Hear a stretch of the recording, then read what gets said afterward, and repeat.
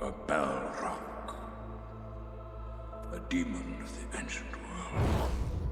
Balrogs, creatures of shadow and flame that haunt the deepest nightmares of Middle-earth. They are the stuff of legend, whispered about in hushed tones by those who dare speak their names. Ancient beings of terror that predate the very foundations of the world itself. They represent power incarnate, power corrupted, power enslaved, power unleashed in its most terrible form. But what are these demons of the ancient world? How did beings of such immense power come to serve the darkness? And perhaps most unsettling of all, how many still lurk in the forgotten depths of our world, waiting for their moment to emerge once more into the light? To understand the Balrogs, we must journey back to the very beginning of time itself, to the music of creation, the Ainu Lindale. Before Middle-earth existed, before the sun and moon graced the sky, there was only the void and Eru Ilúvatar, the One. In the halls beyond time and space, Eru created the Ainur, mighty spirits who would help shape reality through their divine music. Among these Ainur were beings of immense power, called the Maiar, servants to the greater Valar. These spirits embodied various aspects of creation. Some were drawn to the growing things of the earth, others to the winds and waters, and still others to the forge fires that would shape mountains and metal. It was from this last group that the beings who would become Balrogs emerged. They were originally Maiar of Aule the smith, spirits of fire and craftsmanship, who delighted in the forging of beautiful things. Their flames burned bright and pure. Their strength was devoted to creation rather than destruction. But fire, as any smith knows, can be turned to terrible purposes when wielded by the wrong hands. When Melkor, who would later be known as Morgoth the Dark Enemy, began his rebellion against the music of creation, he sought to corrupt and claim everything that Eru had made. His discord in the great music was seductive, promising power without restraint, creation without limit, dominion without end. Many of the Maiar were swayed by his promises, abandoning their service to the Valar to follow the path of rebellion. The transformation was not immediate. Corruption rarely is. These once noble spirits of fire gradually became something else entirely as they bound themselves to Morgoth's will.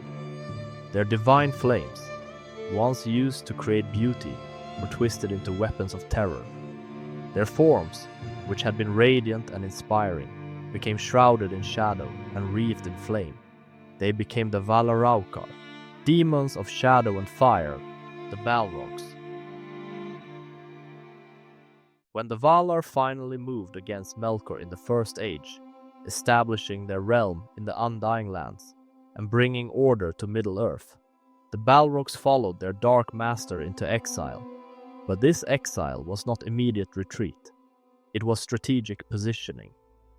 Morgoth established his great fortress of Angband in the far north of Middle-earth, and beneath its iron towers he delved deep into the earth, creating a vast underground kingdom of tunnels, forges, and throne rooms. It was here, in the depths beneath Angband, that the Balrogs found their new purpose. No longer creators, they became destroyers. No longer servants of beauty, they became instruments of terror. Their fire now served to forge weapons of war. Their strength was devoted to commanding Morgoth's armies of orcs, trolls, and other fell creatures. The question that haunts scholars of the Elder Days is this: exactly how many Balrogs came to Middle-earth? The texts are frustratingly vague on this point. In some of the earliest accounts, vast hosts of Balrogs are described sweeping across battlefields like a tide of flame. But later, more careful chroniclers suggest their numbers were far fewer, perhaps as few as 7, certainly no more than a handful. This discrepancy raises troubling questions. Were there truly vast armies of these demons in the beginning, only to be reduced through centuries of war? Or were there always few, but their terrible power made them seem like multitudes to those who faced them in battle? The truth may be lost to time, but the implications are chilling either way. Within Morgoth's forces, the Balrogs held positions of supreme authority. They were his most trusted servants, the only beings powerful enough to command his vast armies without question. Each Balrog was essentially a general in the war against the forces of light, commanding legions of lesser creatures, and striking terror into the hearts of even the mightiest elven lords. Their very presence on a battlefield could turn the tide of war. These were not merely powerful monsters, they were strategic assets, beings whose appearance meant that Morgoth himself was taking direct interest in the conflict at hand. When a Balrog appeared, it signaled that the Dark Lord considered the battle important enough to risk one of his most valuable servants. But here lies another mystery that has puzzled historians. If the Balrogs were so valuable, why did Morgoth send them into battle at all? Why risk these irreplaceable servants when he had countless orcs and other creatures to throw into the fray? Some scholars suggest that Morgoth's pride demanded he use his most powerful weapons to demonstrate his dominance. Others theorize that the Balrogs themselves, corrupted by their desire for destruction, demanded to be unleashed upon their enemies. Perhaps most disturbing is the third theory, that Morgoth knew something about the nature of Middle-earth that required the use of beings of Maiar-level power. What threats did he perceive that could only be countered by unleashing demons of shadow and flame? The chronicles of the First Age are filled with accounts of Balrog encounters, each more terrifying than the last. The most famous of these occurred during the Fall of Gondolin, the last great stronghold of the elves in Beleriand. When Morgoth's forces finally discovered the hidden city's location, he sent not just armies, but Balrogs themselves to ensure its complete destruction. The attack on Gondolin was devastating in its completeness.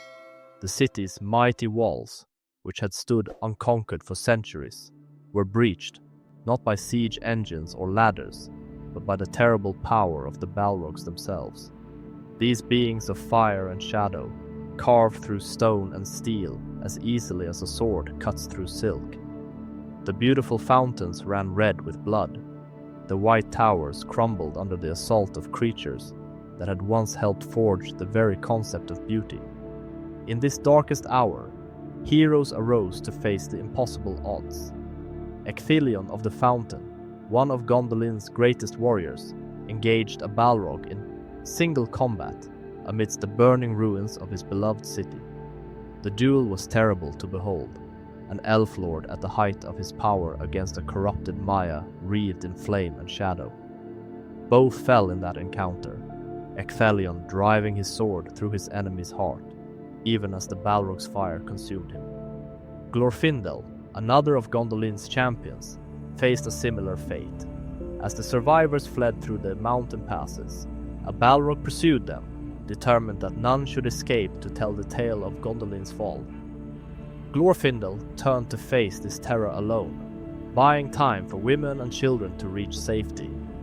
The battle took place on a narrow precipice high in the mountains, and though Glorfindel succeeded in destroying his enemy, both combatants fell into the abyss below. These accounts raise profound questions about the nature of heroism and sacrifice. What drives mortal beings, for even the elves are mortal compared to the Maiar, to stand against such overwhelming power? Is it mere duty or something deeper?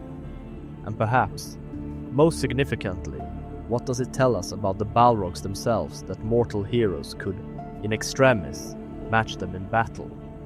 Among all the Balrogs, one name stands above the rest, in terms of terror and power: Gothmog, the Lord of Balrogs. If the other Balrogs were generals in Morgoth's army, Gothmog was the supreme commander, the right hand of darkness itself. His very name became synonymous with destruction throughout the First Age. Gothmog's most infamous act was the slaying of Fëanor, the greatest of all elven craftsmen and creators. Fëanor, in his pride and fury, had pursued Morgoth's forces all the way to the gates of Angband itself, fighting with a skill and ferocity that seemed to make him more than mortal. But pride comes before the fall, and Fëanor found himself separated from his forces, facing Gothmog and several other Balrogs alone. The battle was brief but decisive. Even Fëanor, for all his skill and the terrible light that burned within him, could not stand against multiple Balrogs. Gothmog struck him down, and with Fëanor's death, much of the hope and fire went out of the elven resistance. The greatest craftsman of the elder days, the creator of the Silmarils themselves, fell to a creature that had once served the same Valar who governed smithcraft and creation. Later, at the 5th Battle of Beleriand, the Nirnaeth Arnoediad, or Battle of Unnumbered Tears, Gothmog again demonstrated his terrible power. Leading the forces of Angband, he broke the great alliance of elves and men that had seemed destined to overthrow Morgoth once and for all. His tactical brilliance was matched only by his personal combat prowess, and the field ran red with the blood of heroes who fell before his flaming whip and sword. But Gothmog raises the most troubling questions of all about the Balrogs. His intelligence and tactical acumen suggest that the corruption of the Maiar did not simply turn them into mindless beasts of destruction. Instead, it created something far more dangerous, brilliant, strategic minds, devoted entirely to evil purposes. If Gothmog could command armies and devise brilliant strategies, what does that say about the other Balrogs? How many other brilliant minds were lost to corruption, and what might they have achieved if they had remained on the path of light? With Morgoth's defeat at the end of the First Age, the great fortress of Angband was broken and cast down. The Dark Lord himself was bound in chains and cast into the void, beyond the circles of the world. His armies were scattered or destroyed. His lieutenants fled or fell. But what happened to the Balrogs? The records from this period are frustratingly incomplete. We know that Gothmog, the Lord of Balrogs, had already fallen much earlier during the Fall of Gondolin, killed by Ecthelion of the Fountain in their mutual destruction. Other named Balrogs from earlier periods simply vanished from the chronicles, leaving their fates unknown. But the most unsettling possibility is that some survived, fleeing deep into the earth to escape the wrath of the Valar. The roots of the mountains run deep, and Middle-earth is honeycombed with ancient tunnels and caverns that predate even the Elder Days. If Balrogs sought to hide from the forces of light, where better than in the deepest, darkest places of the world?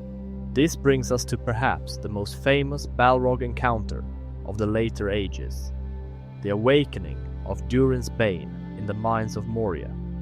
For over 1,000 years of the Third Age, the dwarves delved deep beneath the misty mountains, seeking mithril and other precious metals. Their kingdom of Khazad-dûm was a wonder of engineering and craftsmanship, a testament to what could be achieved when skill and determination were combined. But in their delving, they went too deep and too greedily. In the year 1980 of the Third Age, the miners broke through into a deep cavern and awoke something that had slumbered in the darkness since the fall of Angband. The thing that emerged was a creature of shadow and flame, a survivor from the Elder Days, when such beings walked openly under the sky. The fall of Khazad-dûm was swift and terrible.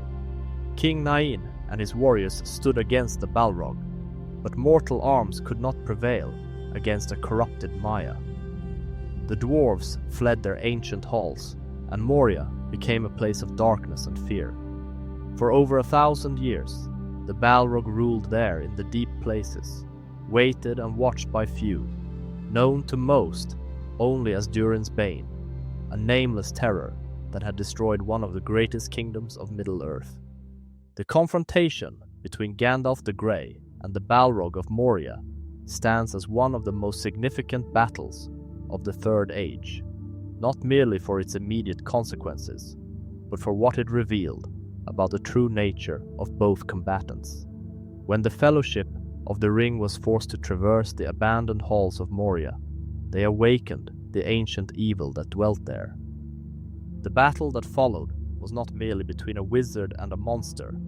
It was a confrontation between two Maiar, two beings of the same fundamental nature who had chosen opposite paths. Gandalf, sent to Middle-earth to guide and counsel against the growing darkness, faced one of his own kind who had been corrupted in the earliest days of the world. "You cannot pass," Gandalf declared on the bridge of Khazad-dûm, and in those words lay not just defiance but recognition. He knew what he faced, knew that this was a battle he might not survive, and yet he stood firm. The bridge cracked and fell, taking the Balrog with it, but not before the demon's whip caught Gandalf and dragged him down into the abyss. What followed in the depths beneath Moria may never be fully understood.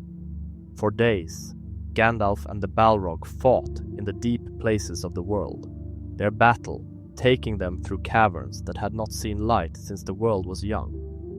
They fought with sword and flame, with power and will, two ancient beings locked in mortal combat, far from the eyes of the world above.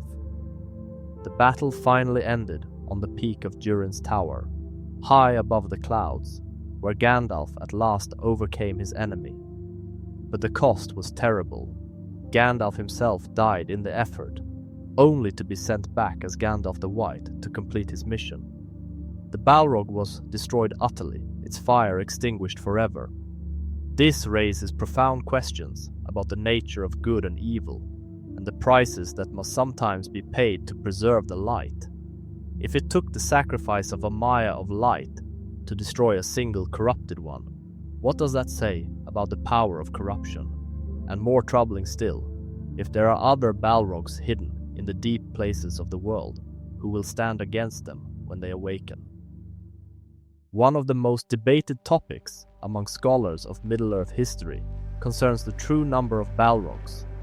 The early texts speak of vast hosts, suggesting that dozens or even hundreds of these creatures served Morgoth in the wars of the First Age, but later, more careful scholarship suggests far smaller numbers, perhaps as few as 3 to 7 in total. This discrepancy is more than academic curiosity. If there were truly many Balrogs in the early days, what happened to them all? The named Balrogs we know of, Gothmog, the one that fought Glorfindel, the one that faced Ecthelion, and Durin's Bane, account for only a handful. Where are the others? Some theories suggest that most Balrogs were destroyed in the wars of the First Age, their terrible power making them targets for the greatest heroes and warriors of that time. Others propose that many fled into the deep places of the earth when Morgoth fell, and remained there still, waiting for some future awakening. The most disturbing theory, however, is that the apparent reduction in Balrog numbers reflects not their destruction, but their evolution. What if some Balrogs learned to hide more effectively, to disguise their true nature, to work through subtler means than open warfare? What if creatures of such intelligence and power found ways to influence events from the shadows, never revealing themselves, but always working toward their dark goals? The destruction of Durin's Bane may have been the last recorded encounter with a Balrog, but it certainly doesn't mean that the threat has passed. Middle-earth is vast, and its deep places remain largely unexplored. The dwarves, for all their skill at delving, have barely scratched the surface of what lies beneath the mountains and hills. Consider the implications. If one Balrog could remain hidden in Moria for over 1,000 years, completely undetected until accidentally awakened, how many others might be slumbering in similar caverns? The roots of the Misty Mountains extend for hundreds of miles. The Blue Mountains, the Grey Mountains, the Iron Hills. All of these ranges could potentially harbor sleeping demons from the elder days. And it's not just mountains that pose potential threats. The ancient texts speak of deep chasms and cavern systems that extend far beneath the surface world. Some of these predate even the arrival of the elves in Middle-earth, carved out in the earliest days, when the Valar themselves shaped the bones of the earth. If Balrog sought to hide from the wrath of the Valar, they might have delved deeper than any mortal race has ever ventured. The thought is sobering. Beneath our feet, far below the familiar world of sunlight and growing things, there may be entire networks of caverns, where creatures of shadow and flame wait in eternal patience.